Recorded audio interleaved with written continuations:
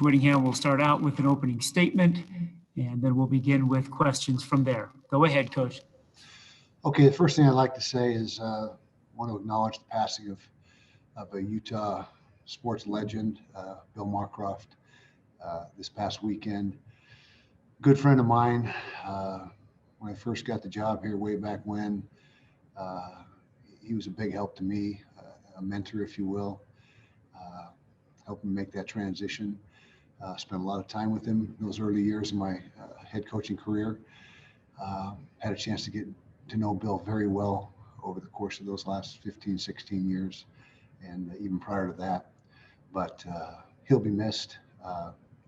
Just an icon in Utah athletics, and I had the opportunity to go out to dinner with him and his wife Joyce a couple times, and the respect and admiration and love that he had for her was really an inspiration to me, and just a great guy, and he'll be missed, and I just want to make sure that we acknowledge that and let you know my feelings about Bill.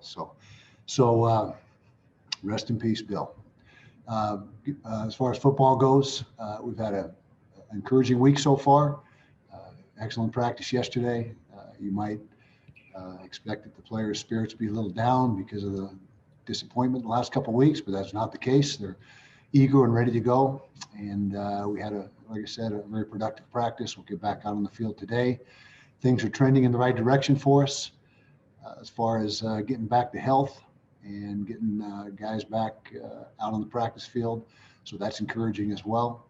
And right now, all our efforts are geared towards getting ready for the USC Trojans. And be kicking off hopefully Saturday night, 8:30, ESPN National TV. And so we're excited about that opportunity. So questions?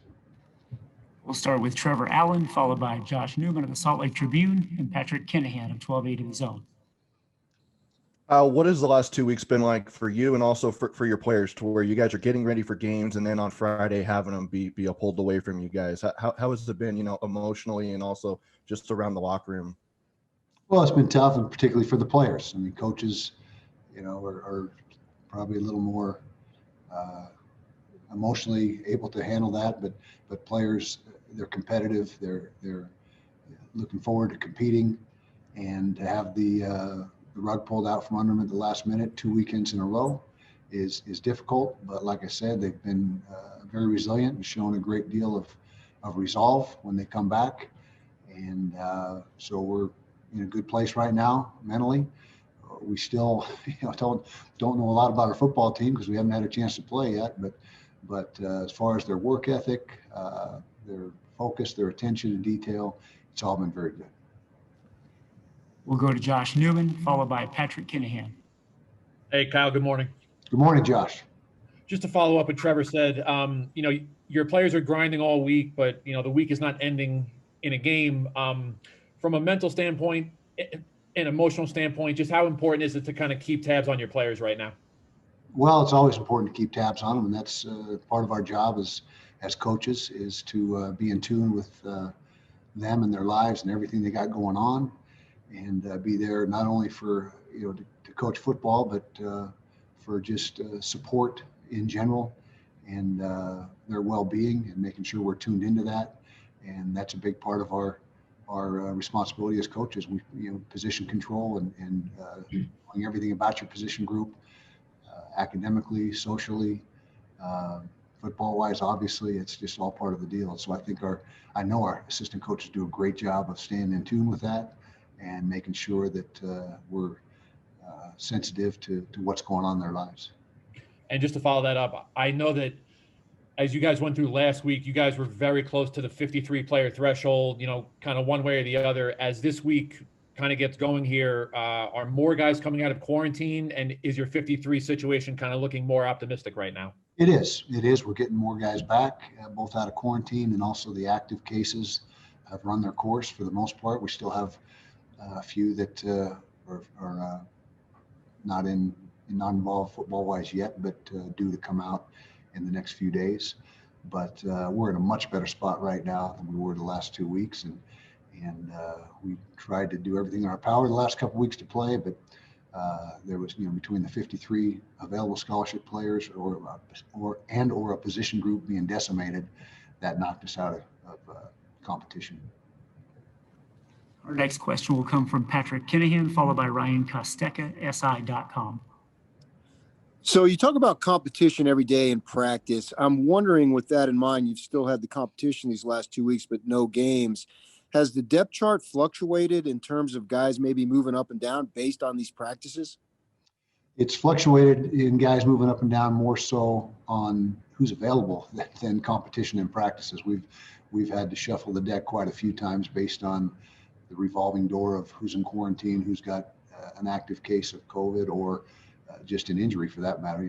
There's also, you're dealing with injuries that are non-COVID related. And so that's been more of a disruptor to the depth chart than has the competition. And now competition is always there, and it's always a part of the equation for us of who's going to get playing time. But that is taking a back seat right now just to the who's healthy and who's not. And then we saw the Pac-12 put together a game basically in 2 days' notice, and it was played Sunday. You got the Trojans this week, but who knows next week, because down in Tempe, they're having issues. What are your thoughts about getting a game that isn't currently scheduled on short notice? Well, it's it's not ideal to be able to, or to have to prepare in a short period of time for an opponent. I think it was 48 hours that Cal had with their last game, but if both teams are on the same footing and it's a level playing field, and neither team had a extended period of time to prepare while the other team was thrust into a short window, then you got to go. I mean, we got to get games in, and it's not really a factor for player health or safety. It's just a strategic factor. The coaches not being able to have much time to game plan and put in things specific to that particular team. So as long as it's not a health or safety factor for our players, we're good to go. But again, in a caveat to that is making sure that, if one team had been planning all along for the possibility of playing a certain team and the other team was scheduled to play another team and at the last minute had to switch gears, that isn't ideal. But, and this is a unique year, unique circumstances, and you've got to be ready to adapt and make changes and be able to do things like that. Next, we'll go to Ryan Kostecka, followed by Josh Newman. Hey, Coach, how you doing this morning? Good, thank you. So obviously, you're coming into the season with a young, secondary primarily. Have you seen the growth from them the last 2 weeks that maybe gives you more confidence heading into USC this week rather than, facing Arizona for the first time 2 weeks ago? Well, we've definitely seen growth.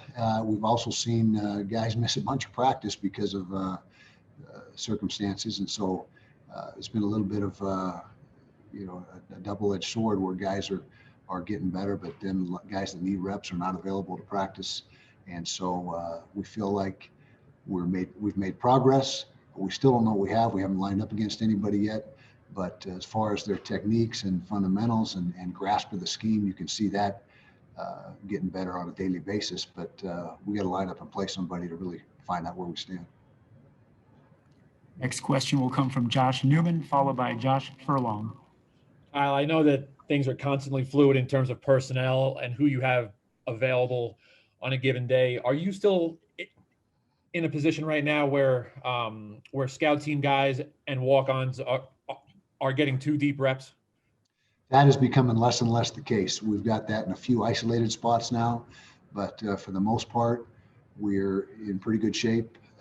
And it's still not perfect, but we're in a much better spot than we have been at any point over the last 2 weeks. And so we feel like we've got ourselves back into a good situation. There's still a few guys that we're missing, but hopefully we get those guys back shortly. And just a quick follow-up, you fielded a question before about, scheduling a game on short notice, how it's not ideal, et cetera. Are you guys kind of actively looking across the landscape if the Arizona State game were to be canceled on November 28th, kind of seeing what the options are? Well, I don't think that would be up to us at all. I believe it'd be up to the conference, and we'd like to play. That's the bottom line, and to you have to have another Pac-12 team that's in the same boat because it's scheduled out.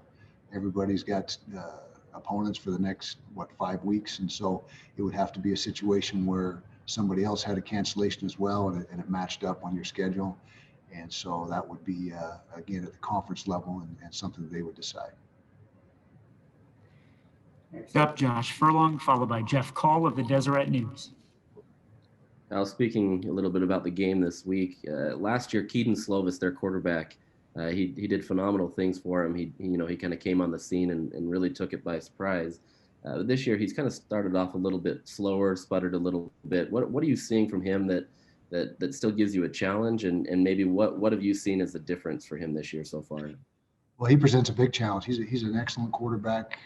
He's made some throws this year. That throw against Arizona State on the 4th and 11 to win the game was an incredible throw. He put the ball in the only place it could have been put to be caught. And so he's a guy that, what I see on film, has a lot of poise. He's composed. Nothing seems to get to him. He's got a real leadership quality to him. And their offense seems to respond to him. Now he's got a great core of receivers to throw to. He's got a stable of backs that are very talented and a very athletic offensive line. So he's got an outstanding supporting cast. But he's an excellent quarterback and has performed, in my opinion, very well the first 2 games. Our final 2 questions will come from Jeff Call of the Deseret News and Trevor Allen of KSLSports.com. Kyle, looking at the big picture at this point, with all that your team's been through already, what do you hope to get out of this really unique season? Well, we hope to play. First of all, I think we're the only Power 5 team that hasn't played yet, and so that's the first and foremost. Is just get on the field and get in an actual game, see what we got with these new players. And obviously be competitive. We've got some good things going for us on offense. Very few new players on offense. That's a veteran group, and so we expect to be productive on offense. And really the key is how quickly this defense can come around. But we're always looking to win the South and get to the championship game and then win that. And so that's our objective, and we'll see what happens. We got to start playing at some point, and hopefully this is the week we're able to do that. Our final question from Trevor Allen. Kyle, as you look at the Trojans defense, do you feel like that there's, especially having a new coordinator, does that provide any kind of advantage, especially because you have a lot of veterans coming back on offense? It does, and we also have 2 game tapes on them, which we can study and analyze and base our game plan around.